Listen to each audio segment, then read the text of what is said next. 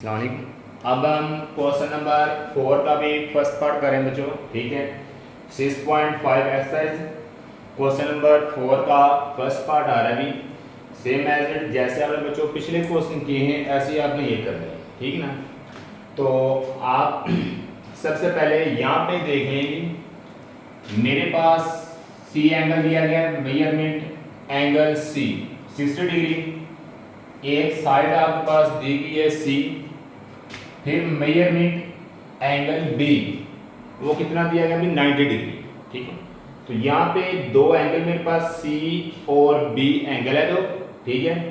B पे आपने 90 degree angle लेना है, ये हर क्वेश्चन में आपने लेना है। 4 क्वेश्चन के हर पार्ट में आपके पास जो बी एंगल होगा बच्चों वो 90 डिग्री का होगा, ठीक है ना। अब देखेंगे इधर मेरे पास सोल्यूशन में आप लिखेंगे, सबसे पहले आप एक राइट ट्रायंगल बनाएंगे, ठीक है। आपको वाज़ेह हो जाए ये मेरे पास है एक बच्चों राइट ट्रायंगल, ठीक है।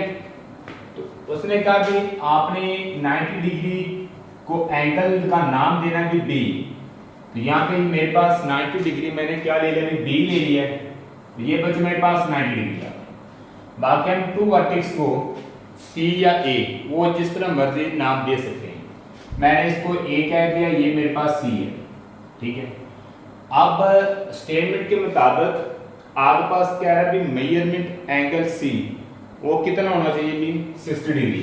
तो आप एंगल सी को मैं क्या दूंगा, ये मेरे पास 60 डिग्री है, ठीक है। एंगल सी कितना भी मेरे पास 60 डिग्री है।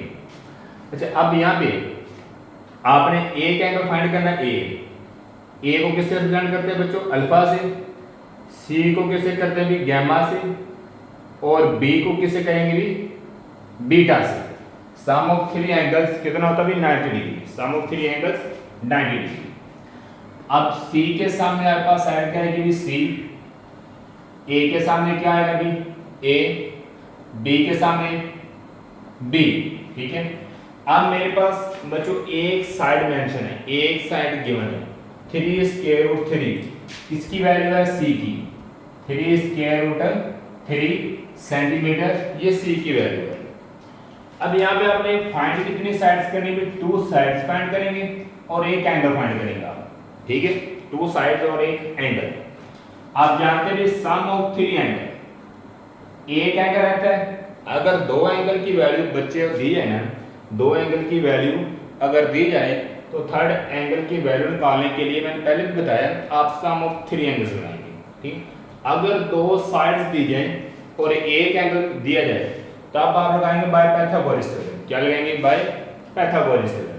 अब दो एंगल मेरे पास गिवन है, आप लगाएं सम ऑफ 3 एंगल इक्वल किसके होता है, तीन एंगल्स का मजमुआ आपस कितना होता है 180 डिग्री। मतलब कि alpha plus beta plus gamma is equal कितना होना चाहिए 180 डिग्री, 180 डिग्री।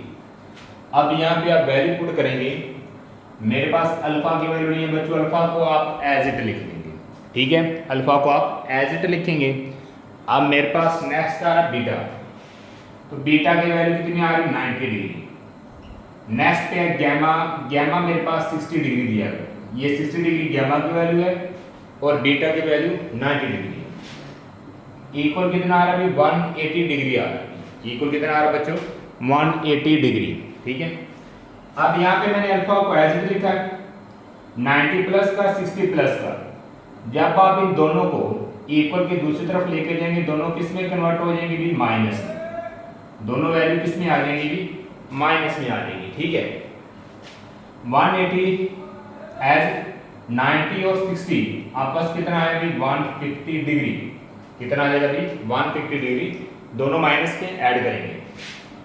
180 में 150 को माइनस करें तो मेरे पास जो अल्फा का एंगल है वो कितना आएगा भी 30 डिग्री।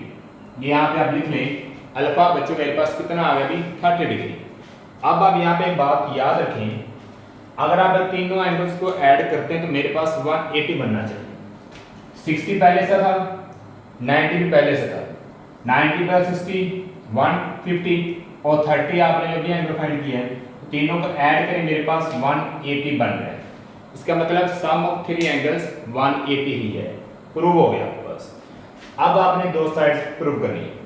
साइड्स को बच्चों करने के लिए एक बात ध्यान रखना है कि मेरे पास एक साइड है सी, अगर आप 60 डिग्री के लिहाज से साइन गैमा लगाएंगे तो आप पास परपेंडिकुलर डिवाइडेड बाय हाइपोटेन्यूस आएगा।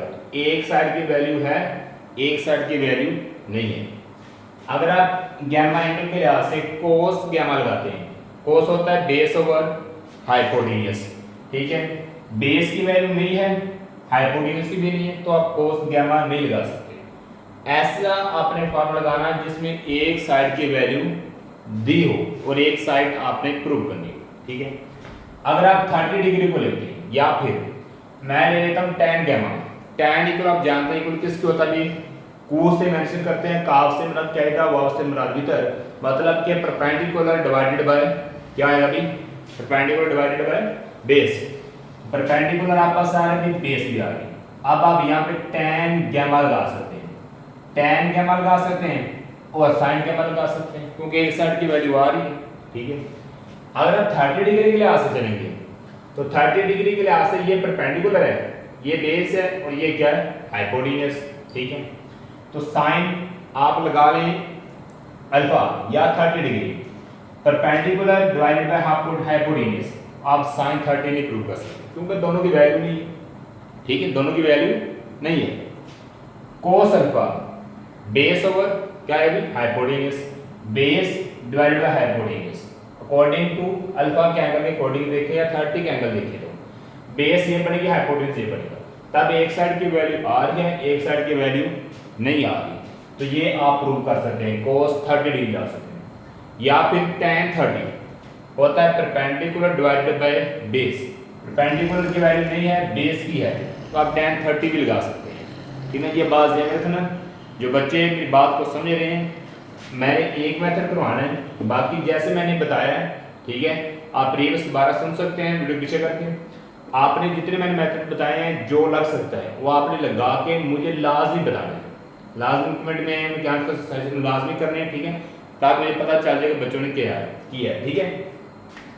अब मैं यहाँ पे लगा लेता हूँ कोस गैमा या फिर कोस 60 डिग्री इक्वल होता है base divided by hypotenuse, base divided by hypotenuse. Base बच्चों मेरे पास कितनी आ रही है, अगर गैप आप जा रहे हैं इसके लिहाज से, ठीक है, cos 60 डिग्री के लिहाज से बेस ओवर हाइपोटेन्यूस, ये परपेंडिकुलर है 60, ये क्या है, बेस है और ये क्या है, हाइपोटेन्यूस है। ना मेरे पास बेस की वैल्यू ना है हाइपोटेन्यूस की, तो cos 60 को क्या करेंगे आप, रिजेक्ट करेंगे, जैसे मैंने पहले बताया। अब ये नहीं लग रहा, ठीक है ना, बेस की वैल्यू नहीं आ रही 60 के लिहाज से, ये क्या है, परपेंडिकुलर, ये क्या है, हाइपोटेन्यूस, ये क्या है, बेस, ना बेस की वैल्यू है ना ही हाइपोटेन्यूस की, इसका मतलब साइन लगा रहा हूं मैं, लगाता हूं साइन 60। साइन होता है perpendicular over hypotenuse, perpendicular over hypotenuse. Perpendicular की वैल्यू कितनी बच्चों आ रही, 3 स्क्वायर रूट 3, हाइपोटेन्यूस क्या आ रहा है, b, वैसे लिख देंगे। साइन 60 की वैल्यू होती है स्क्वायर रूट 3 डिवाइडेड बाय 2 होती है। जब इक्वल में दोनों वैल्यू सेम दी जाए ना, आप उनको कट कर सकते हैं, स्क्वायर रूट 3 से कट जाएगा, इधर बचा 1/2, इधर बच गया 3 और b, क्रॉस मल्टीप्लाई करेंगे, b को 1 से मल्टीप्लाई करेंगे, b 2 को 3 से मल्टीप्लाई करेंगे 6, तो यहाँ पे एक साइड का आंसर मेरे पास कितना आ गया बच्चों, 6 आ गया, ठीक। अब आप देखें मैंने एक वैल्यू निकाल लिया, तब आप जो मर्जी फार्मूला लगा लें, दूसरी वैल्यू निकालने के लिए जिस तरह मर्जी लगा लें, ठीक है। पहले पास आपके पास cos 60 नहीं लग रहा था, मैंने 60 sin 60 लगाया, वैल्यू निकल आई, अगली साइड की वैल्यू निकल आई। अब आप cos 60 लगा लें, लगेगा नहीं लगेगा, cos 60 लगा के देख लें, मैं लगाता हूँ cos 60 डिग्री इक्वल आएगा बेस डिवाइडेड बाय हाइपोटेन्यूस।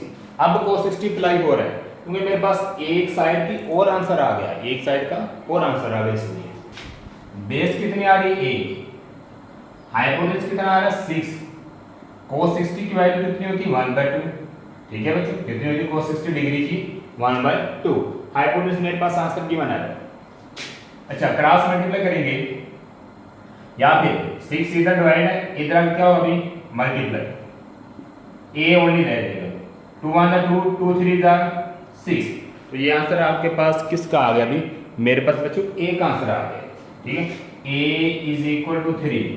आपस थर्ड साइड का भी आंसर आ गया, थर्ड साइड का भी आंसर गिवन है, a 3 है, d 6 है, अल्फा 30।